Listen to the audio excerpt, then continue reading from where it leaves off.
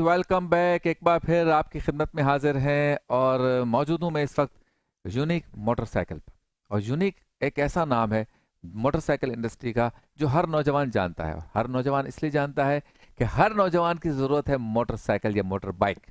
बस ये कि आहिस्ता चलाया करें, वन व्हीलिंग ना करें और ट्रैफिक कवानीन की पाबंदी करें, हेलमेट पहन लिया करें। यूनिक हमारा एक ऐसा स्पॉन्सर है, बाएतमाद स्पॉन्सर, जो पूरा साल हमारे साथ रहते हैं। और यूनिक की बाइक, यूनिक मोटरसाइकिल के ऑनर्स, यूनिक मोटरसाइकिल की कंपनी, इसका और हमारा चैनल 5 का एक ऐसा रिश्ता है जैसे भाइयों का रिश्ता होता है। और बेखुसूस माह रमज़ान मुबारक में यूनिक मोटरसाइकिल का हमारे साथ एक्स्ट्रा ताउन होता है ताकि ये रूहानी कैफ व सुरूर से मुज़य्यन रहमत रमज़ान की नशरियात हम आप तक पहुंचा सके। ज़ुबैर घाघरा साहब, आपका शुक्रिया। अल्लाह ताला आपके रिस्क में, अमल में, हुनर में और कारोबार में तरक्की अता फरमाए। हमारे चैनल के ऑनर खालिद आरई साहब, और आपकी मोहब्बत को भी अल्लाह ताला हमेशा बरकरार रखे और इसी तरह से आप हमारे साथ ताउन करें और हम आपके लिए दुआओं की अपीलें करें और आप इसी तरह से फलते फूलते रहें। तो यूनिक मोटरसाइकिल, यूनिक बाइक का बहुत शुक्रिया एक बार फिर। और ये शुक्रिया मैं इंशाल्लाह पूरा रमज़ान तमाम स्पॉन्सर्स का अदा करता रहूँगा। साथ ही शुक्रिया अदा करता हूँ अल जन्नत बिल्डर्स एंड डेवलपर्स का। अल जन्नत बिल्डर्स कराची में इमारती या तामीराती इंडस्ट्री का एक बहुत बड़ा नाम है। तो अल जन्नत का भरपूर ताउन है हमारे साथ इस रमज़ान ट्रांसमिशन को आप तक पहुंचाने में।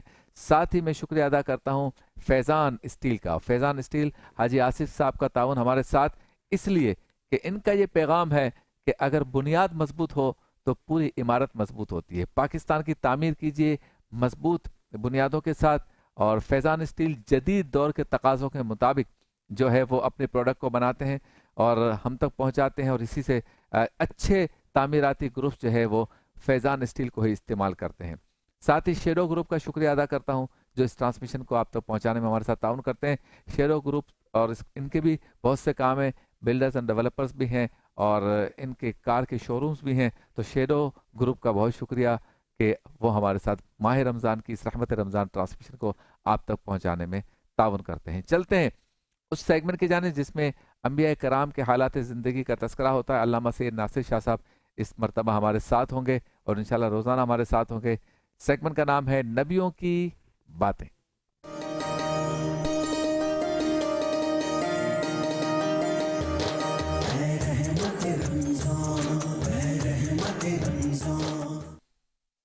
अस्सलाम वालेकुम, कैसे हैं शाह साहब? खैरियत से? वालेकुम अस्सलाम। बहुत शुक्रिया आप तशरीफ़ लाए और पहली मरतबा मेरे साथ गालिबन पहले भी मुख्तलिफ अच्छा एक दो दफ़ा इस चैनल पे पहली मरतबा। जी बिल्कुल, तो पहली मरतबा इस चैनल पे, दूसरा साल है मेरा। तो हमारे साथ शामिल गुफ्तगू भी हैं।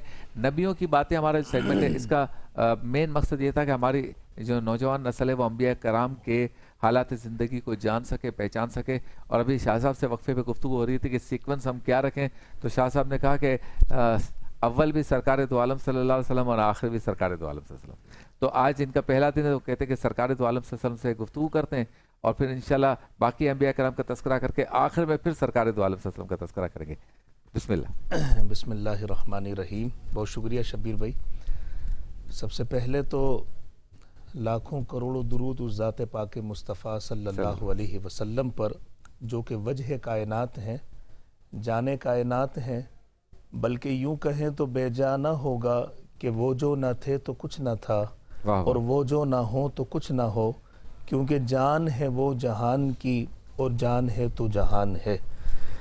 तमाम अंबिया तमाम रसूल अज़मतों वाले हैं, इज़्ज़तों वाले हैं। अल्लाह तबारक व तआला ने तमाम आलम के अंदर जो इज़्ज़तें और रिफ़अतें अंबिया किराम अलैहिमुस्सलाम को अता फ़रमाई हैं वो यकीनन उन्हीं का ख़ासा है, उन्हीं का हिस्सा है।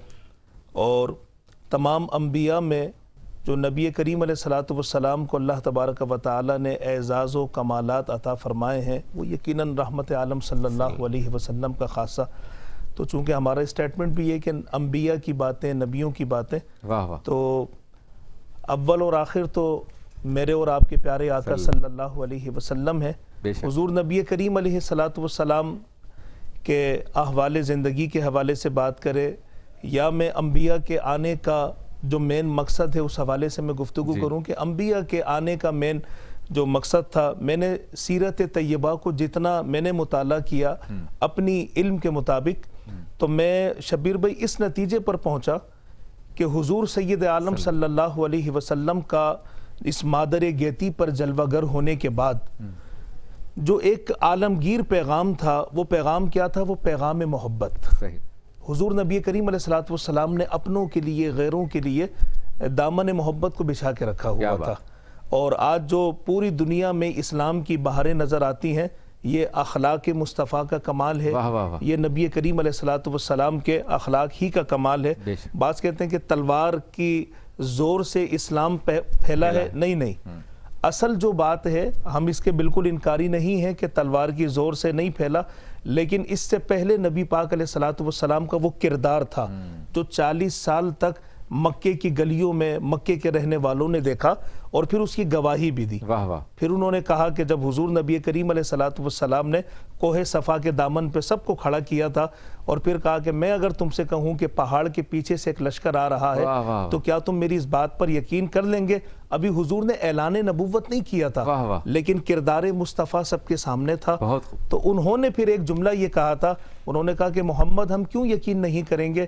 اس لیے کہ ہم نے کبھی آپ کو جھوٹ بولتے ہوئے نہیں سبحان اللہ، سبحان اللہ، کیا بات۔ تو حضور نبی کریم علیہ السلام کا کردار سامنے تھا، اور اسلام کے پھیلنے کا جو سلسلہ تھا وہ صرف تلوار نہیں تھی، ہم نے کردار کو بھول گئے۔ یعنی پہلے تو سرکار نے دین کے اور اپنے اطوار بتائے، پھر اپنا کردار بتایا، پھر اپنا اخلاق بتایا، پھر جو لوگ نہیں مان رہے تھے ان کو پھر تلوار دکھائی۔